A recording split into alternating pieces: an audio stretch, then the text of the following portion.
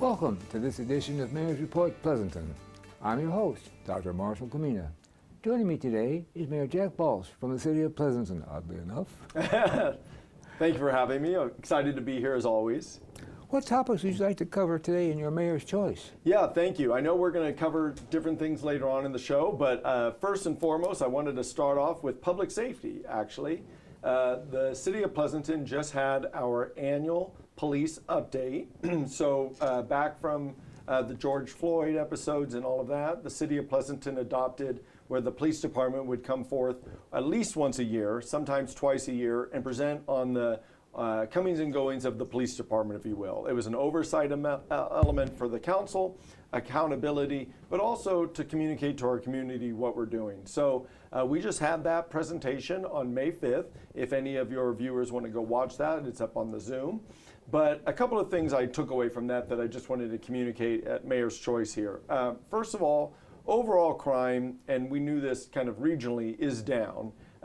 Those touched by crime obviously don't feel that, but overall by the numbers and statistics, it is down, which is great. My joke is that e-bike motorcycles are up. So, unique things and unique challenges. We don't track e-bikes or e-motorcycle moving violations separately. That was a question I had asked. But we are kind of talking with our regional partners, again, Danville, San Ramon, Dublin, Pleasanton, and Livermore, to talk about e-bikes and what we can do as a region. So keep informed about that, or more to come. Do they have the same dilemma? They have it into different degrees. You know, we've seen the youth riding down our Main Street doing a wheelie under the arch. I think it's they think it's a rite of passage, but Danville's had challenges, San Ramon as well, and Livermore right behind. But the other thing that came out of this update was that our traffic unit and force strength, so the amount of officers we can deploy, is improving. And so we've been able to partially restore the traffic unit. We have 2 traffic officers now. It's set for 4, budgeted for 4, and we hope to have the 2 remaining to top it off very soon as force strength continues. We have a few disabilities we're working through, but we've also been able to get the crime prevention officer position reestablished. So if viewers would like to go to the City of Pleasanton's website, look for the police department sub-website, you're then able to sign up to have a crime prevention officer come to your home and help you evaluate it and how to harden it for potential theft and other challenges. But the other part I wanted to mention is the staff in the police department really has taken on that guardian mindset. It was pretty apparent, and I just really encourage our community to think about that. The administrative staff, the professional staff, and the officers all work together. It's really there to try to serve the community. And hearing the challenges that they go through to meet expectations that we are a safe community, they go above and beyond in many cases. And then lastly, 2 different things to top this off. Cone with a Cop to build trust is on May 27th. I'll mention at the end of the program as well, from 2 to 4 p.m. And then our alternative response unit, which reaches out to our homeless or those unhoused, as well as those in mental health crisis, has just received Alameda County Health's award, and they will be receiving that on May 20th. So it's a really nice recognition. It's already been a award program recipient in the past, but continues to do great work. Gosh, you should be very proud of that. I am extremely proud of it, yes.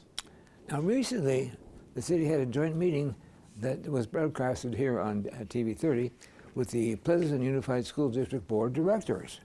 What's the technical nature of your relationship, and B, how do you work together to support the community? Yeah, so, it's interesting. I as mayor, people talk to me all the time about, a school issue or a city issue, and I think the community doesn't, they don't really care. They just want some accountability and some things addressed, right? Yeah. And so the technical relationship is that we are 2 separate bodies, right? 2 separate elected bodies.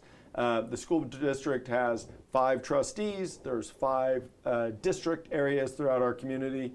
The city council has 4 district areas, and the mayor's elected at large. So, we have focused on different things, and obviously we know the school district focuses on K through 12 education, and now with pre-K, TK, right? They have TK, but the education of our students, and frankly, it's amazing how much they can raise a child. We talk about it takes a village. Our school district just does tremendous work to do that, and so the organizations are separate, no doubt. But we serve the same families. They're still the same Pleasanton resident, right? The same hopes and dreams for your children's success and future. So that's kind of maybe the technical. The work together part is exactly leading into that, right? We want to provide the parks and the education, recreational programs that will complement the educational programs, right? And so we talk a lot about that. Our police officers are the ones protecting them even when they're at school. And so we have a lot of programs. I just mentioned the Alternative Response Unit that supports mental health. It supports mental health also in our schools. If there's someone in crisis in our schools, and just to maybe go over that, that's a plain clothed officer so that it's not too intimidating. They're not in a full uniform, as well as a clinician who's trained in mental health issues to help support someone who might be, again, unhoused or mental health risk. And so we also do a ton of other things to support our students with our school resource officers and trying to do that as a city perspective. Going the other way, the school district has a lot of facilities, gyms and fields that are not used at night or after school closes. And so they could administratively manage those. But long ago, we found out that the city of Pleasanton can do it already and support them. And so take that administrative burden. And so the city of Pleasanton will program a school gym facility similar to a park facility. If you come and you say you need to have a gathering of a certain number of people, it's a one-stop shop at the city of Pleasanton, whether it's a school facility or a Pleasanton facility. Yeah, so there's a lot there that do it. And then the last thing I like to really tout, which I feel like is government working the way we expect, is the school ID for our students is their library card. And so, we don't have to have a library card that's a separate thing. So it's a great partnership. And when we came together, we were really able to exalt it and lift up the goals, right? Which is healthy children and a successful future for them. Yes. We are sitting in the remnants. Yeah, now. We did talk about that, the school district's overall plans of where they want to go. And maybe I'll jump into that a little bit. Sure. We know the school's having plans to address capital needs. The bond measure passed, and they're rebuilding some art theaters and some other amenities throughout the high schools and other schools. But then they're also facing, for operational cost, declining enrollment. And when declining enrollment, the way the state's funding model works, the school district will then just receive overall less money. We know the city has obviously had a financial wobble that we're working through. And we're trying to work together so that things like crossing guards and some other things don't fall off or are able to continue to be supported. And it's not easy leading when you're declining. It's always maybe a bit easier to lead when you can add programs. But this is where I think leadership really matters, to lead in the decline so that the things that are valuable remain, right, as best they can. So. Amen. Yeah. There's another part to this, by the way, I don't know if you wanted me to go into. Sure. Yeah, I'll jump right in. The other thing that we talked about is both the city of Pleasanton and the school see a challenge with community inclusiveness, the national conversation about divisiveness, and how we are talking past each other. And so both organizations are members of Community of Character, which is Pleasanton's values associated with what we think they should, how to be presenting oneself as best you can. We're all human, we all wobble at times, but our joint meeting did start off with talking about our values as a whole community. And if you think about it, you have your full 10 elected leaders there. There are no additional elected leaders at the local level. So that is your elected leadership, full cabinet, talking about the values that are important. What I think I hear from you very loudly is it's the city and the district, the schools, working together which is unique. Yeah, well, we try to make, save money. I think that's the other expectation people have. It's practical also. Yeah. At a recent city council meeting, there was a joint groundwater supply project in the partnership with Zone 7, and it was unanimously approved. This is a major step toward restoring a reliable long-term local water supply, which of course has been on your mind for a long time. We've talked a little bit about this before, but what is a summary of the next steps? Yeah, we've talked about this before a few times, so I'll try to be a little brief. But in short, the city of Pleasanton turned off its wells back in the day because they had PFAS contamination levels that were concerning enough that we didn't want to pump those without treatment. We've been trying to find a way to restore our access to the groundwater basin as a city. We get 3,500 acre feet of groundwater that we're allowed to pump from the basin. And that water is at much cheaper cost than the water that comes from the state water project through Zone 7, principally due to capital costs involved. And so what we've been able to do with Zone 7 is we have decided to go forward. We did a test wells. Those test wells show that the water can be treated pretty inexpensively, and it meets all drinking water standards with minor treatment. And so those test wells, turning into production wells through partnership, is exactly where we're going, and that was the 5-0 vote. So it's a really good step to have a diversified water supply, both for us in Zone 7. It's a partnership, so we will be sharing the well cost and the treatment cost based upon how much water comes out and the ratio of us versus them on the quantity of water produced. But we're working to, what our staff needed was Pleasanton to say, yes, we want to pursue this, versus going back to a PFAS treatment plant on our own or some of the other options. So we did all that accounting, all that analysis. It's approximately a $27 million project that compares to a $65 million estimate for a PFAS treatment plant. And so we think this is saving residents money while providing high quality drinking water and a diversified water supply. With all respect, there have been times when Zone 7 and Pleasanton haven't exactly been partners. Yes, we've had a history. But your leadership has just been amazing. Well, it's a group effort, but I think residents know we had a lawsuit between us and Zone 7 that we had to work through and some other challenges, yes. But we've done that. And we are very hopeful for the future here, and we know that we are both here for a long time to stay. So, thank you for that.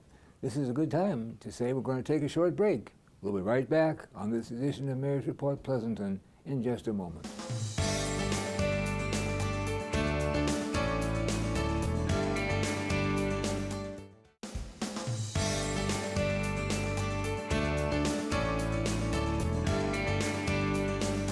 Welcome back to this edition of Mayor's Report Pleasanton.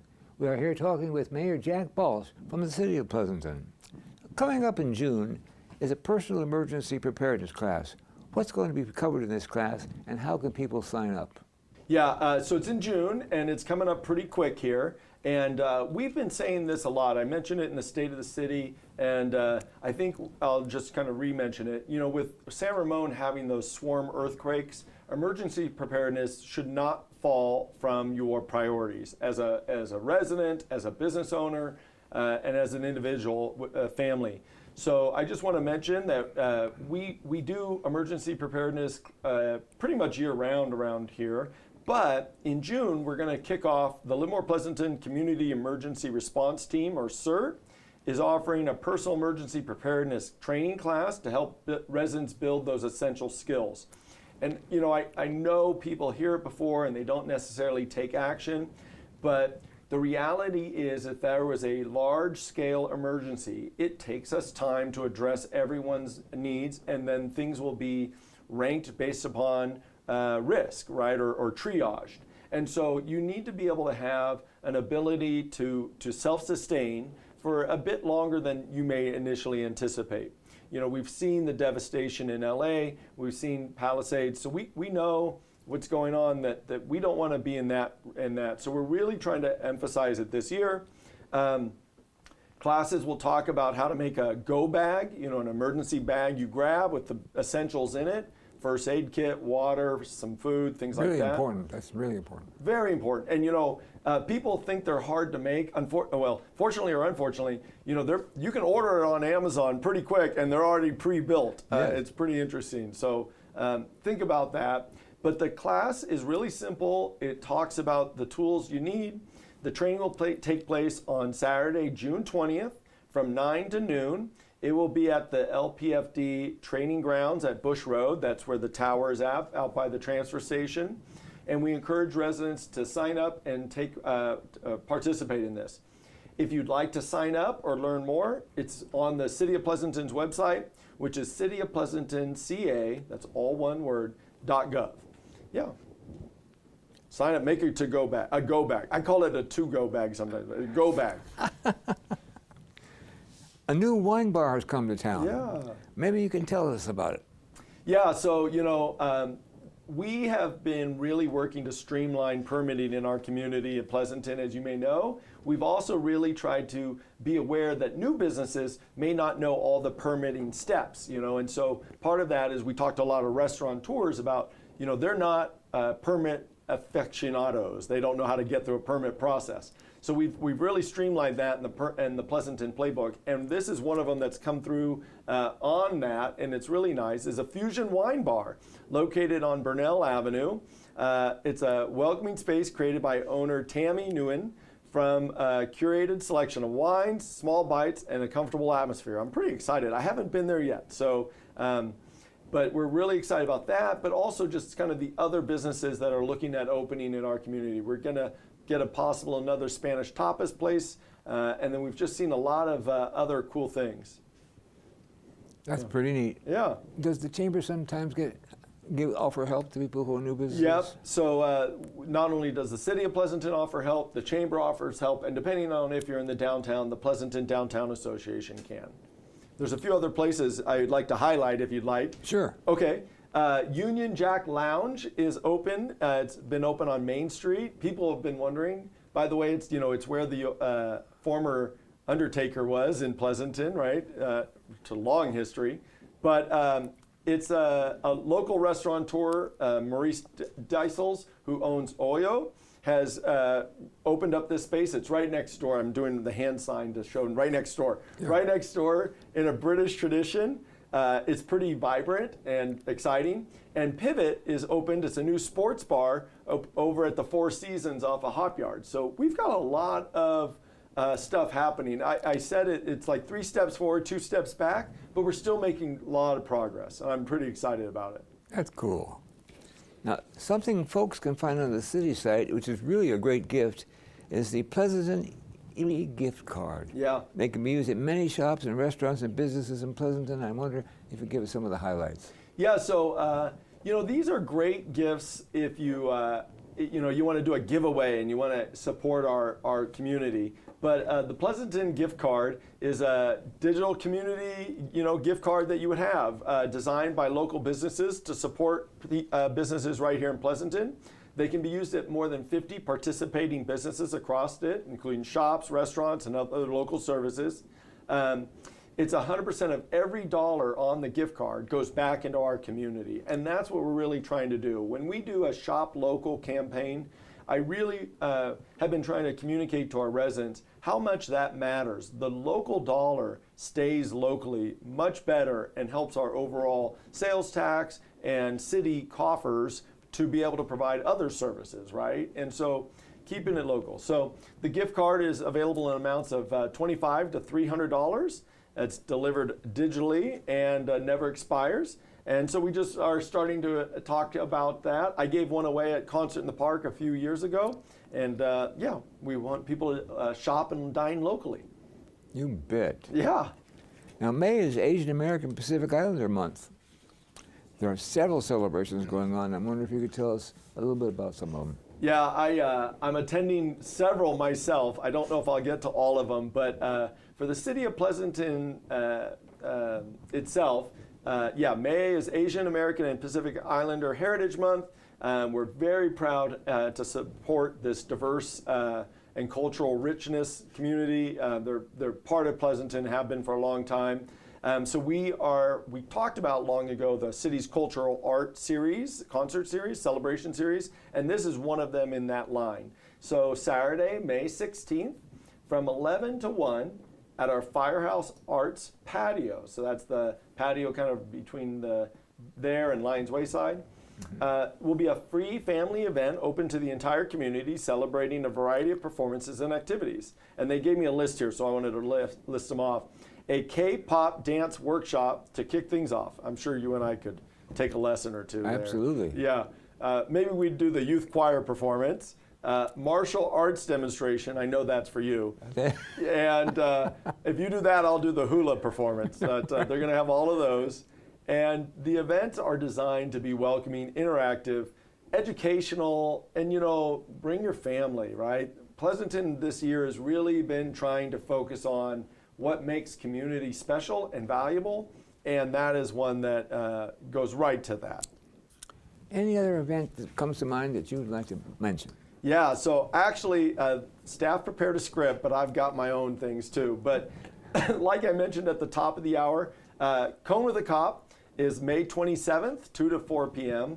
And what we're really trying to do, and we do Cone with a Cop and Coffee with a Cop, but Cone with a Cop is so that your youth can be interactive with our officers and start to associate them with safety, right? In an emergency, I talk about, and I have a teenager, older teenager, I guess I should say. Boy, getting old here, my friend. But, we talk about, who does your child go to if there was an emergency? We want them to run towards our police officers. We want them to run towards our firefighters.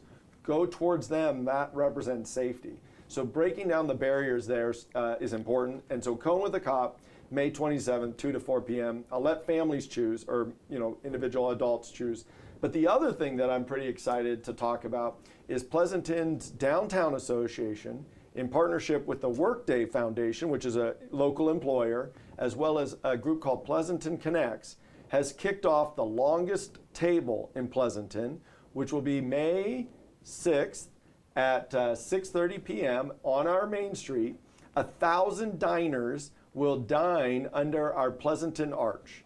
So if you would like to come have a dinner with 999 of your closest friends, the way it will work is it's set up as a potluck, so it's free to do.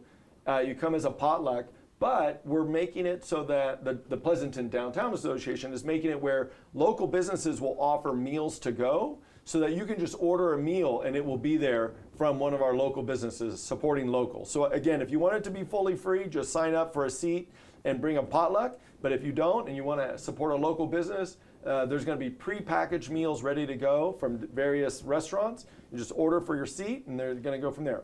It's www.ltpleasanton.org. Who comes up with these ideas? Well, this one was a group effort by a lot of people, and I just have to give them props for actually making it happen. The logistics coordination of renting tables, glasses, silverware. You and I are both married, so we know how planning a wedding is, but holy smokes, 1,000 people. My wedding was not attended by 1,000 people either. I wasn't that popular then. Yeah, so very excited. Well, Mayor, thank you for being here today and updating us. And thank you for watching this edition of Mayor's Report Pleasanton. Join us for the next episode of Mayor's Report right here on Tri-Valley TV. I'm Dr. Marshall Kamena, thanking you for joining us.